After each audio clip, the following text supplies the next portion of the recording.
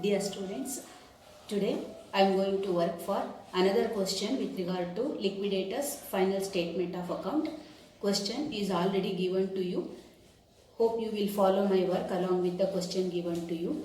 So, in this question, it is given that liquidator remuneration is given for 3% on all the assets realized and 2% on the amount distributed to both preference and equity shareholders. That we are going to take up only for calculation work. Okay.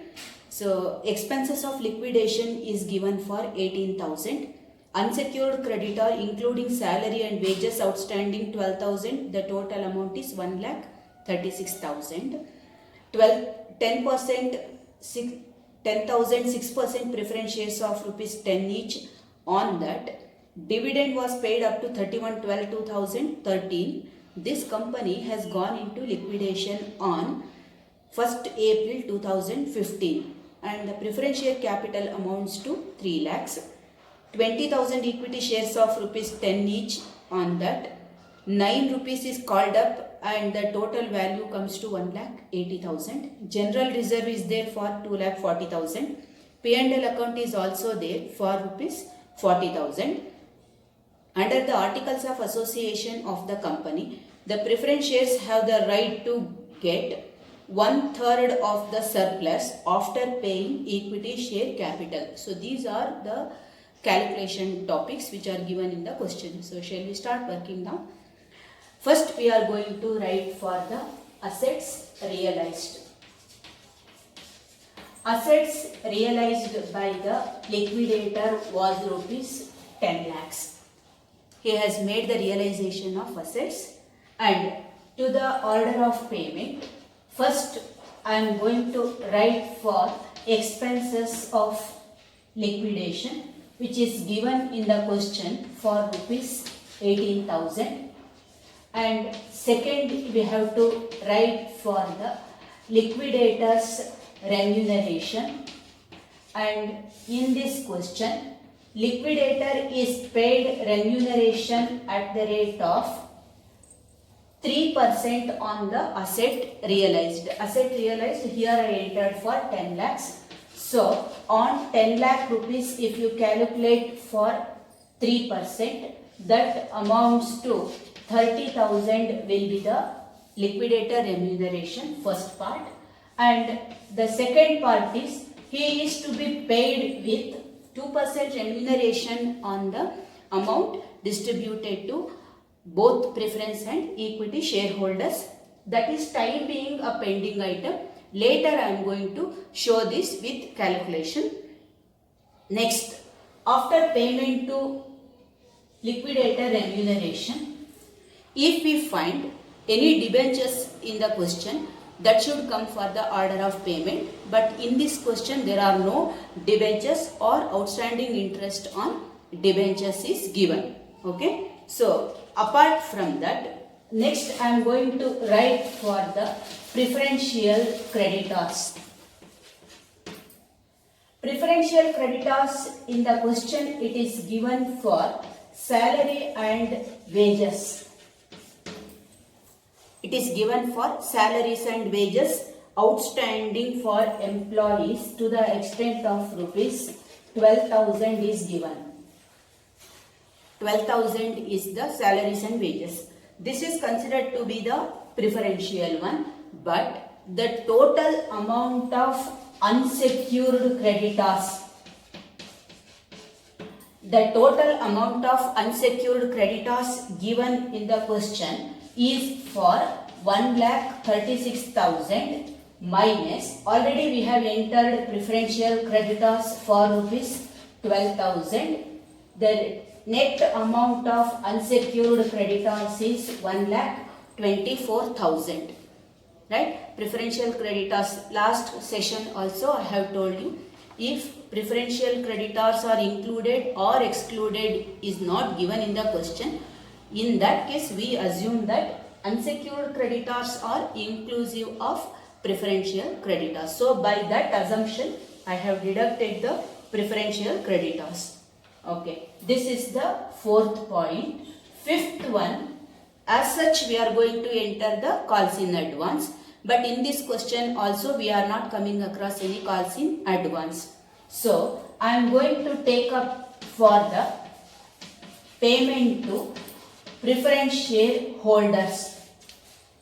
Preference shareholders are given with first item for 6% preference share capital, and in the question preference share capital is given for rupees 3 lakhs, and you observe one thing, they have given that in brackets it is given dividend paid up to 31/12/2013 is given, but they have not given any instruction that balance of or arrears of dividend has to be paid at the time of liquidation. That instruction is not clearly given in the question.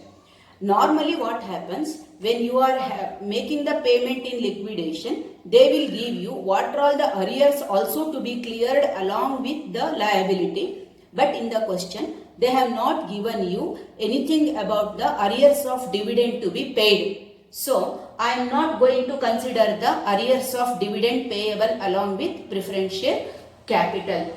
Then, if you are making the payment of only the preference share capital, next we are going to take up for the preference shareholders payment. Preference shareholders payment I have to take up. So as usual, we are not knowing how much we have to pay, but whatever may be the situation, we will make the payment of equity share capital which is given in the question for rupees 1,80,000. It is given for 1,80,000 capital. We have to make the payment.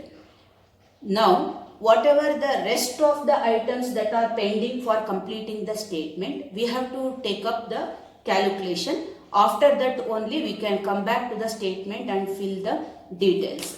So now to start with the calculation, first we take up the total receipts.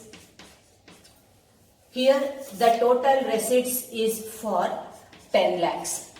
We have only one item for 10 lakhs, that is the asset realization given. Then from this you deduct the payments that we have made. If you check out the payment, here liquidation expense I have made the payment for 18,000 plus liquidator remuneration is paid for 30,000 plus put together preferential and unsecured creditor, we have made the payment for 1,36,000. 1,36,000 we have made the payment for this. So this, if you make the total for this, it may come to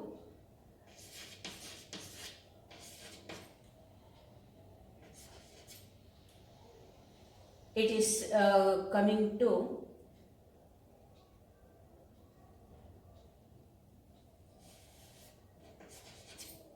8 plus 6, 4, 1.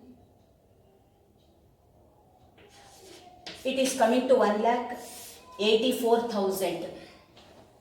It is coming to 1,84,000. That is all the three put together. Balance amounts to 8,16,000. Right? The balance available for payment to shareholders, this is, we are going to call it as the balance to shareholders before liquidator remuneration. This is before liquidator remuneration, right? So now we assume that this amount anyhow may become shortage, because we are going to consider the surplus distribution also for shareholders. We are going to consider surplus distribution also. So how much is surplus you are going to distribute? Is it sufficient or not? Right now at this stage we cannot know. So what we assume is whatever now available, this is not sufficient. Based on that assumption, Now, if you calculate the liquidator's remuneration, as I told you, it is insufficient. So, I will take the calculation as 8,16,000 multiplied by 2 by 102. I will take it as 2 by 102, which may come to 16,000 as the remuneration. If you deduct, now the balance available is 8 lakhs. 8 lakhs is the amount available for payment of preference shareholders and equity shareholders, but there is one additional topic. What is that? It is for the surplus distribution, right? Surplus distribution we can take up later. There are two distributions. One is these two liability distribution, plus one more surplus distribution also we need to do. So from this, now if I deduct preference share capital, if I deduct preference share capital as it is for rupees 3 lakhs, if I deduct, now the balance available is 5 lakhs.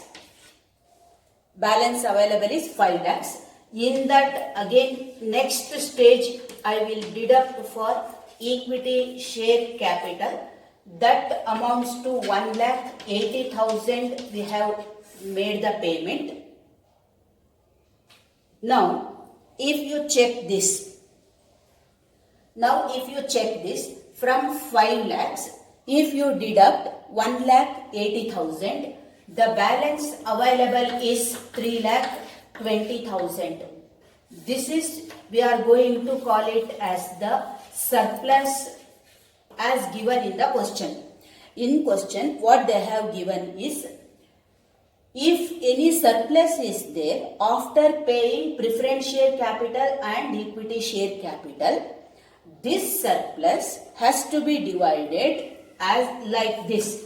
First, you have to give for preference share holders at 1/3 of 3,20,000, and to the second part for equity share holders, remaining of 2/3 of 3,20,000 we have to divide. Hope I think it is clear to you what I have done this calculation. You make all the payments and you calculate the surplus, right? And up to this we have already entered in the statement also. So whatever the surplus is there, that is to be, preference shareholders are eligible to receive 1/3 of the surplus. Obviously, remaining 2/3 of the surplus should go to the equity shareholders. So, if you calculate in this way, so I can tell you that this is preference shareholders may get 1,06,667 and equity shareholders may get 2,13,333. This is put together may come to 3,20,000. So,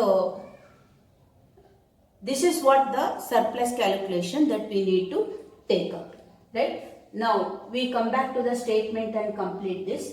2% we have calculated. Here, I have told you that surplus also is there. Because of that, I considered that 8,16,000 is insufficient.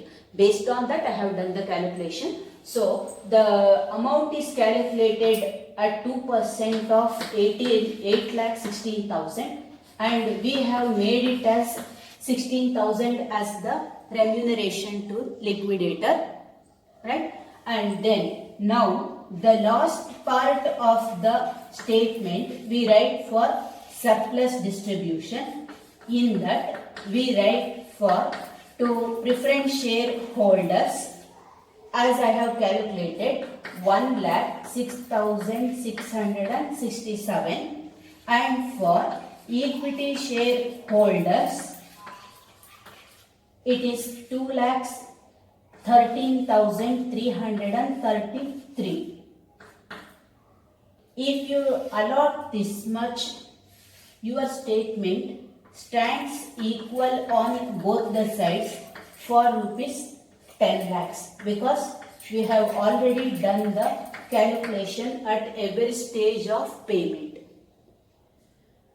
Now you may have one more question. Why I have considered, even though it is available 8,16,000, why this is happening like this? In the question, it is actually, you see now, here 3 lakh is the preference share capital. Equity share capital is 1,80,000. That comes to how much? 4,80,000 total, correct? So, apart from this 4,80,000 rupees total, they have to pay 2,40,000 for general reserve and 40,000 for profit and loss account also.